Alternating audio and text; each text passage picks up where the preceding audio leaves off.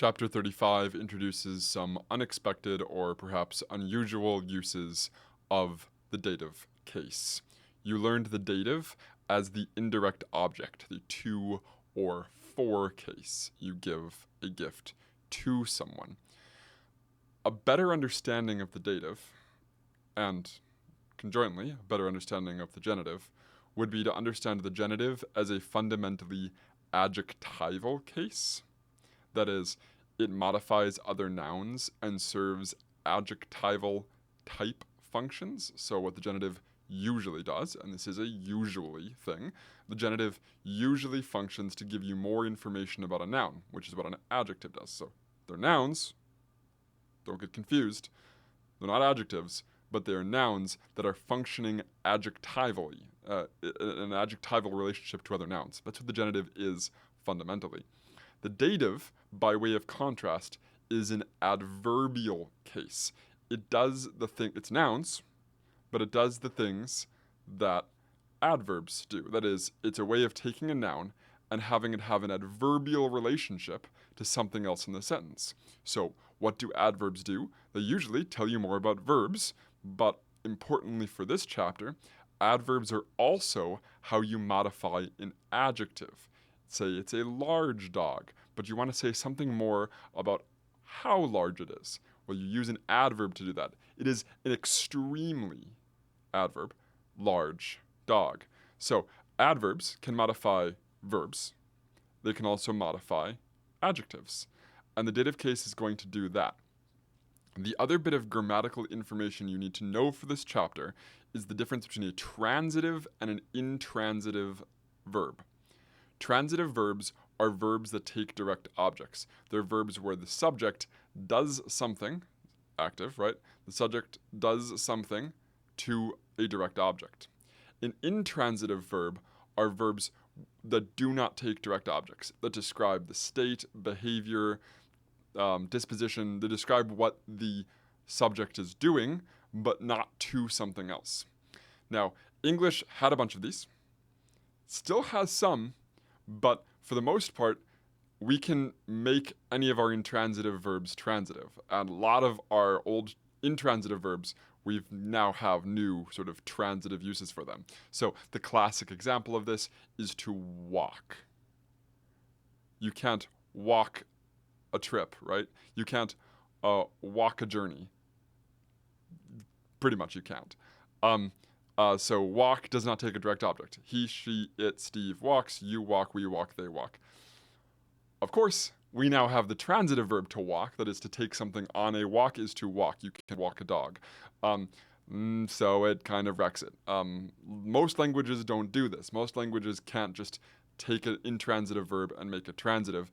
English can, for a variety of reasons, including the importance of word order for English, that if you place something right after a verb, your brain wants to turn it into a direct object. Most languages don't do this. We still do kind of have sit. Set is the transitive form, and sit is the intransitive form. You pretty much can't sit a direct object. You can't sit something.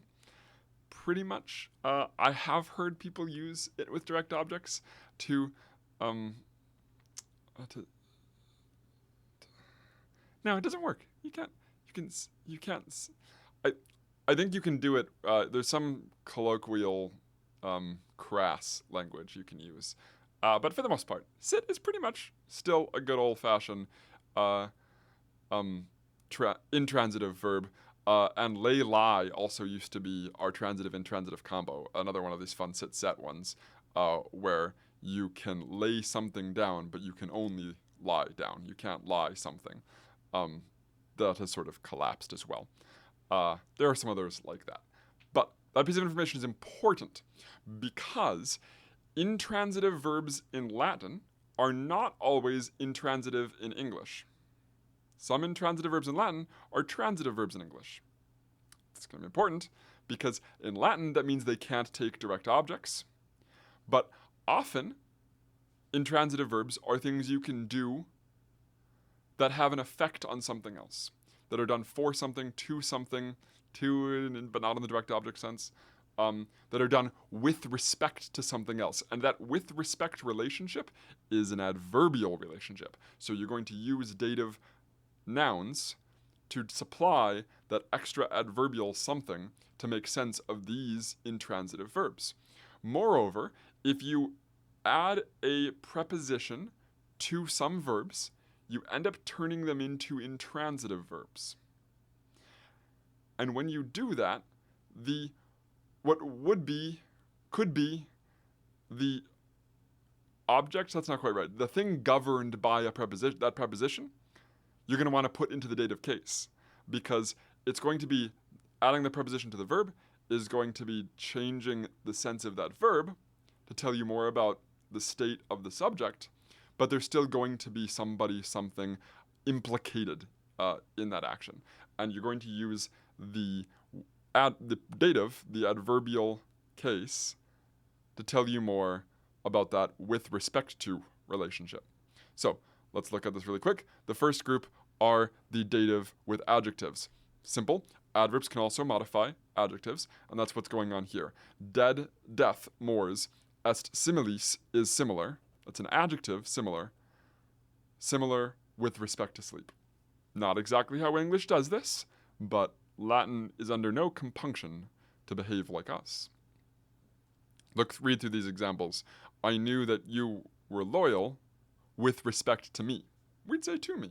But the kind of loyalty is being described with an adverbial noun, me, that is telling you how, in what way, that someone is being loyal. So those are pretty straightforward. If you have an adjective that needs something more, similar, loyal, doesn't always need something more, but could take something more, friendly, where you wanted to say this adjective, you want to say something more about that adjective, he's friendly, but friendly not to everyone, friendly with respect to someone in particular, you're going to do that with respect to relationship with an adverbial noun. That means putting that noun into the dative case. Dative with special verbs. These are going to be, some of these are intransitive. These are telling you something about the state of the person. Not always. This does not work for credo, because credo can take a direct object and then you entrust someone with respect to, for the sake of. You're going to add on that extra information using the dative noun. But some of these it works for. Nubo, to be married. You're going to use a dative. It's describing the state of the person, but you're going to use a dative to imply the to-for benefit relationship. Lastly, all of the above, you can usually figure out, you can usually recognize. I would definitely read through that list here of so-called special verbs. Be very helpful. These will trip you up if you do not know to look for them. And that is compound verbs where you are modifying the verb. So you're taking sequor, to follow, and you're adding ob, which literally means something like to follow to, against, with respect to, but that's how they say obey, right? Ob sequor. Now, ob doesn't usually take the dative, but but the dative's function is adverbial. So when you now are creating what looks like something like a stative or a intransitive verb, ob sequor, and you want to say he's obeying, but he's obeying, that obedience implicates another noun. In this case, him. I obey him. Ob sequor ei. Then you're going to use the dative noun to do that. Ad sum, I support. It's sort of not obvious. It's sort of semi-idiomatic use of ad plus sum. You can sort of hear it. I'm there for you, we might say. Ad sum is to be I am there to at a location. So ad sum is kind of like saying I'm there for you. And that's what's going on here. Ad sum, I support amico, my friend. I am there for my friend. That's really what's going on there. We have almost the exact same idiom. But of course, not entirely obvious if you don't know to think about it. And it's not entirely obvious what that dative is doing, unless you realize it. And advenit is to sort of arrive. So if advenit ad nos would be he arrives for us. The pleonastic use of the preposition here is totally normal. It's totally normal to see. This is more common in Greek, but totally normal in Latin to see advenit the preposition prefixed to the verb, and then the same preposition reused, and they all just work together. So that is to be expected. What they say here about the shifting of this principle that if you shift from transitive to intransitive or vice versa, then you're often going to use a dative direct object. That's fine. That's a sort of heuristic for looking at it. I think it's better to understand fundamentally what's going on. The datives are serving this adverbial function, and when you have verbs in Latin that don't take direct objects, they're going to need datives. Or verbs that have meanings that necessarily implicate multiple things, like to entrust, where you're going to entrust a mouse to someone. The mouse is still a direct object of that, but someone else is implicated. There is a with respect to relationship. The dative is going to do that job. So I hope that helps. I hope that somewhat illuminates the use of cases and the fundamental grammar of cases.